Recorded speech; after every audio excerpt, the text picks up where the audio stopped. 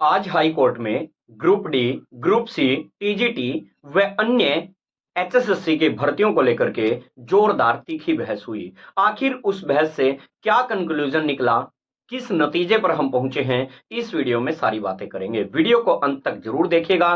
सभी को राम राम, प्रणाम, नमस्ते। सभी का मोस्ट वेलकम, हार्दिक स्वागत, हार्दिक अभिनंदन आपके अपने परिवार क्लास अब यूट्यूब चैनल में।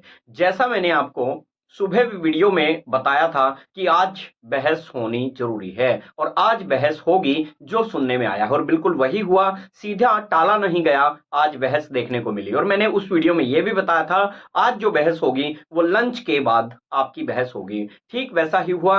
लंच के ठीक बाद दोपहर 2 बजे के बाद एचएसएससी के केसों पर बहस शुरू हुई। सबसे पहले 5 नंबर के केस को लेकर के बहस शुरू हुई और लगभग बहस 2 से तकरीबन 4:30 बजे तक 2.5 घंटे अच्छी खासी लंबी बहस चली। आखिर अलग अलग मसलों के ऊपर, अलग अलग भर्तियों के ऊपर क्या मामला रहा है, शॉर्ट में बात कर लेते हैं।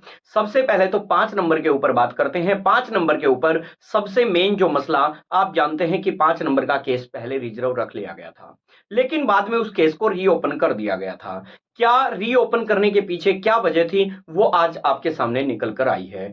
आज उस केस के ऊपर कोई बहस नहीं हुई, यानी 5 नंबर के ऊपर रिजर्व था। रीओपन क्यों किया गया था? रीओपन इसलिए किया गया था कहीं ना कहीं कि इस 5 नंबर में कहीं पॉलिसी के खिलाफ तो नहीं है मामला। जज साहब थोड़े से कंफ्यूजन में थे, इसलिए रीओपन किया गया था। तो आज सिर्फ इतना पूछा गया कि ये 5 नंबर के क्या पॉलिसी के खिलाफ हैं आप?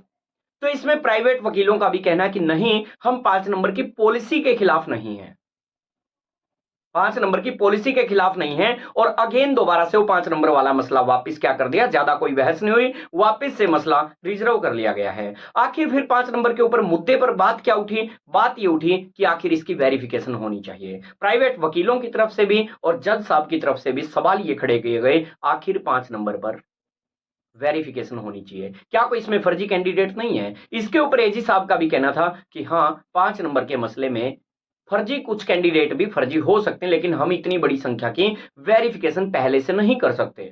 3.5 लाख कैंडिडेट की पहले से वेरिफिकेशन नहीं कर सकते। जो कुछ सेलेक्ट होंगे हम उनकी वेरिफिकेशन करेंगे। तो इससे एक बात तो स्पष्ट है ये कि अब तक की जितनी भर्तियां, इनमें 5 नंबर मिलते हुए नजर आ रहे हैं, क्योंकि एक भी केस में प्राइवेट वकीलों की तरफ से भी यह मुद्दा कतई नहीं है कि 5 नंबर हटने चाहिए। बार बार बस इसी बात के ऊपर सवाल उठता है कि इसकी वेरिफिकेशन होनी चाहिए, जज साहब की तरफ से भी, प्राइवेट वकीलों की तरफ से भी।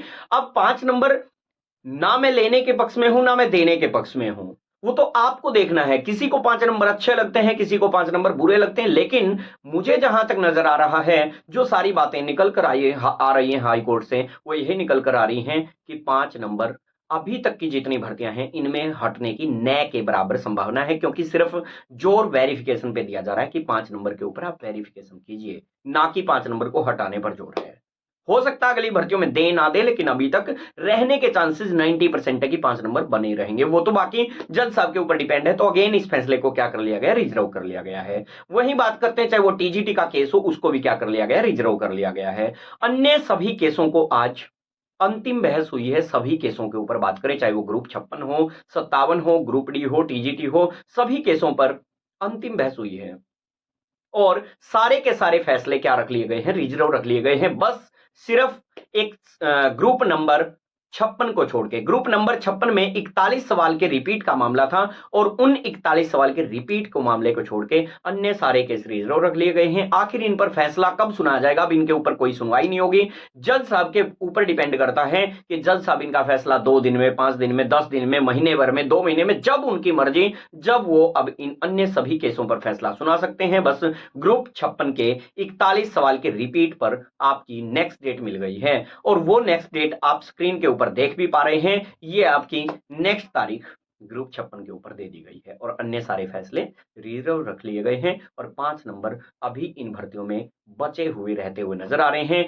20 ग्रुपों के ऊपर बात करें तो 20 ग्रुपों को कोई खतरा नहीं है। बेशक 20 ग्रुपों का रिवाइज रिजल्ट जारी हो तो भी जो ज्वाइन कर चुके हैं उनके ऊपर खतरा नहीं होगा, बल्कि कुछ नए कैंडिडेट भी 20 ग्रुपों में ऐड हो सकते हैं। नए कैंडिडेट ऐड हो सकते हैं। 20 ग्रुपों को कोई खतरा नहीं। ग्रुप 56 57 को कुछ खतरा हो सकता है। 20 ग्रुपों के अलावा तीन चार ग्रुपों में भी कुछ खतरा हो सकता है, क्योंकि 20 ग्रुपों में 4 गुना से भी कम कैंडिडेट थे, इसलिए 5 नंबर हटें रहें उसके ऊपर किसी प्रकार का कोई प्रभाव नहीं पड़ेगा। बस कुछ विद्यार्थियों की शर्त है कि रिवाइज किया जाए, रिजल्ट को रिवाइज भी होगा तो भी कुछ नए कैंडिडेट शामिल हो सकते हैं, क्योंकि अभी उसमें सीटें खाली हैं। तकरीबन 10,000 का रिजल्ट आया था और 13,000 के आसपास सीटें हैं, 2,500-3,000 सीटें अभी भी उनमें ग्रुपों के अंदर रिजर्व रखी हुई हैं। तो ये आज सारा निचोड़ इस 5 मिनट में मैंने आपके सामने डिस्कस किया है। इस वीडियो में इतना ही। Okay, take care, bye bye, thank you.